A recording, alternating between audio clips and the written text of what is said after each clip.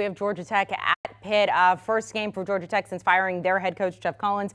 Danny, we've talked about it sometimes. We see teams really rally after firing your head coach. I'm not sure if that's going to be the case here. I think Pitt is also favored by 24 in this one, the total 50 and a hook. I think I took that philosophy one time this year, and it was after Nebraska fired Scott Frost. But then after Arizona State fired, how'd that work, by the way? That one was awful. They threw in the towel. Then with Arizona State, I took the opposite side, and it worked because Utah actually covered. So in this one, I'm sticking with a philosophy because I do think when you fire your coach, I think it sends a message that you've thrown in the towel in the season. And when players hear that message, I think they tend to throw in the towel too. It is going to be a really hard job to feel like this team is motivated. I still think Pitt is a really good football team. It's a big number. It's in Pittsburgh.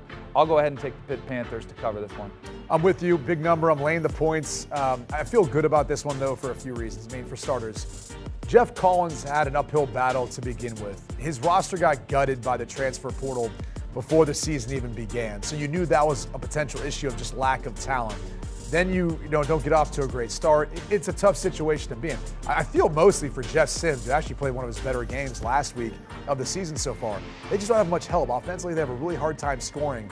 And so, Pitt, who's found their identity, which is going to be in the rushing attack. I mean, Israel Abanikanda, he's been phenomenal this year so far for Pitt. So I think this is one you don't worry about. This is almost one of my best bets. It's not, but I think Pitt's going to put up a pretty big number here.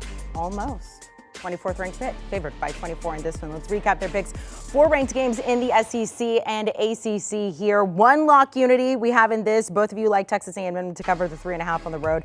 And the under against Mississippi State there. They both also say lay the points with Pitt at home against Georgia Tech.